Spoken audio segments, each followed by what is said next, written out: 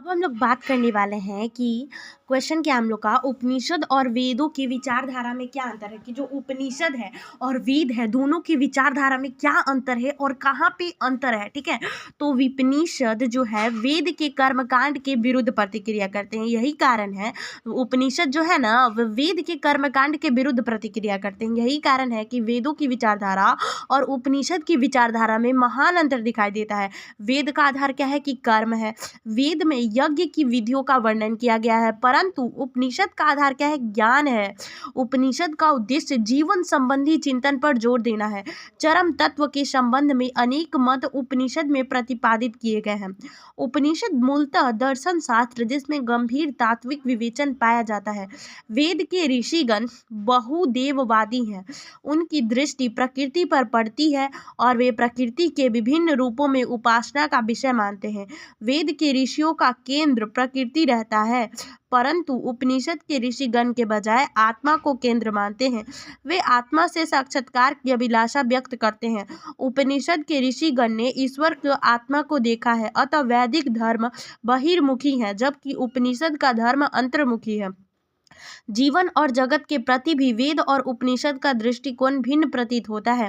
वेद के ऋषि संसार के भोगों एवं ऐश्वर्यों के प्रति जागरूक रहते हैं, वे आशावादी। इसके विपरीत उपनिषद के ऋषिगण संसार के भोगों एवं ऐश्वर्य के प्रति उदासीन दिखाई देते हैं। उनके विचारों पर स्पष्ट वेदना की छाया है। इस प्रकार उपनिषद और निराशावादी प्रवृत्ति की झलक मिलती है। उपनिषद के महत्व का वर्णन करें। तो अब हम बात करने वाले हैं डिस्क्राइब उपनिषद के महत्व का वर्णन। उपनिषद का भारतीय दर्शन के इतिहास में महत्वपूर्ण स्थान है। भारतीय दर्शन के विभिन्न संप्रदायों का स्रोत उपनिषद है।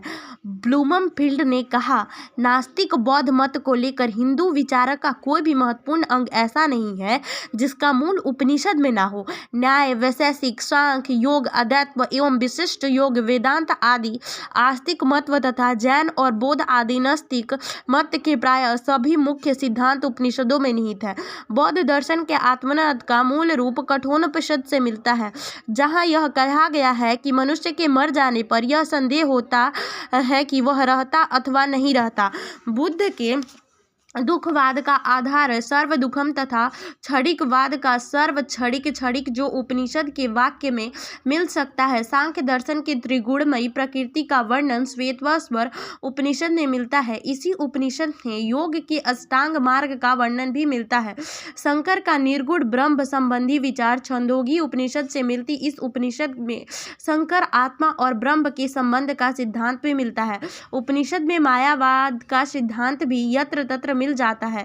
शंकर की तरह रामानुज के दर्शन भी उपनिषद पर आधारित है, अतः संपूर्ण भारतीय दर्शन का बीज उपनिषद के अंतर्गत है। यह उपनिषद की महत्ता प्रदर्शित होती है। उपनिषद से भारतीय दार्शनिकों को मार्गदर्शन मिलता है। उपनिषद का लक्ष्य मानवीय आत्मा को शांति प्रदान करता है।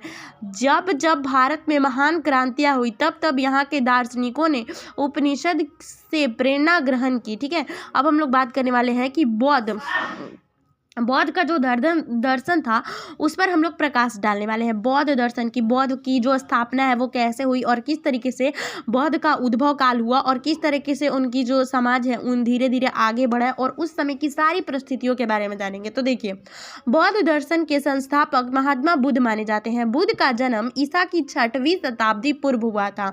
इनका जन्म हिमालय की तराई में स्थित कपिलवस्तु नामक स्थान के राजवंश में हुआ था।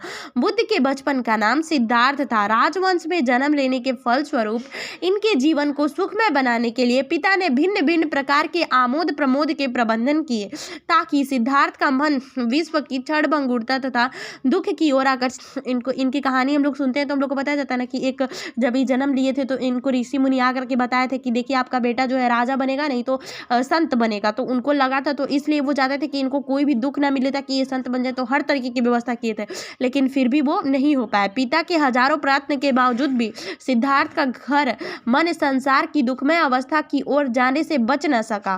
कहा जाता है कि एक दिन घूमने के समय सिद्धार्थ ने एक रोगाग्रस्त व्यक्ति, एक वृद्ध और शमशानी की ओर ले जाए एक मृत शरीर को देखा। इन दृश्यों का सिद्धार्थ के भाव की हृदय पर अत्यंत ही गहरा प्रभाव पड़ा। इन दृश्यों के बाद बुद्ध को यह समझने में देर न लगी कि संसार दुखों के अधीन है।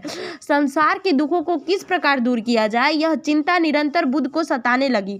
दुख के समाधान को ढूंढने के लिए एक दिन वे आधी रात को अपनी पत्नी यशोधरा और नवजात शिशु राहुल को छोड़कर राजमहल से निकल पड़े। उन्होंने संन्यास को अपनाया। इस प्रकार पत्नी का प्रेम, पुत्र की महत्ता, महल का वैभव, विलास का आकर्षण सिद्धार्थ को सांसारिक डोर बांधने में असमर्थ साबित हुआ। विभिन्न प्रकार की यातनाएं झेलने के बाद उन्हें ज्ञान मिला, उन्हें जीवन के सत्य का दर्शन हुआ, तत्व ज्ञात अर्थात बोध हुआ, प्राप्ति हुआ। संज्ञा से विशुद्ध किए गए नाम से अतिरिक्त उन्हें जो वस्तुओं का वास्तविक स्वरूप को जानता है वह अहर्ता संज्ञा दी गई। सत्य का ज्ञान प्राप्त हो जाने के बाद बुद्ध ने लोक कल्याण की भावना से प्रेरित होकर संदेशों को जनता तक पहुंचाने का संकल्प लिया और इस उद्देश्य की पूर्ति के लिए उन्होंने घूम घूम कर जनता को उपदेश देना आरंभ किया। दुखों के कारण और दुख दूर करने के उपाय पर प्रकाश डालते हुए उन्होंने दुख के त्रस्त मानव को दुख से छुटकारा पाने का आश्वासन दिया। बुद्ध के उपदेशों के फलस्वरूप बौद्ध धर्म एवं बौद्ध दर्शन का विकास हुआ। बौद्ध धर्म सर्वप्रथम भारत में फैला। बौद्ध धर्म के भारत में पनपने का मूल कारण उस समय की प्रचलित धर्म के प्रति लोगों का असंतोष था। उस समय भारत में धर्म का बोलबाला था। उस समय बलि प्रथा की प्रधानता थी। पशु यहाँ तक कि मनुष्य को भी बलि देने के लिए किसी प्रकार संकोच नहीं करता था। हिंसा की इस भयानक वातावरण में विकसित होने के कारण बौद्ध धर्म जो अहिंसा पर आधारित था भारत में लोकप्रिय होने का दावा कर सका। कुछ ही समय बाद यह धर्म भारत तक ही सीमित नहीं रहा अपितु नृपों एवं भिक्षुकों की सहायता से दूसरे देशों में भी फैला। इस प्रकार यह धर्म विश्व धर्म के रूप में प्रतिष्ठित हुआ। और अगले वीडियो में हम लोग अगला क्वेश्चन करेंगे। अगर आपको अच्छा लगा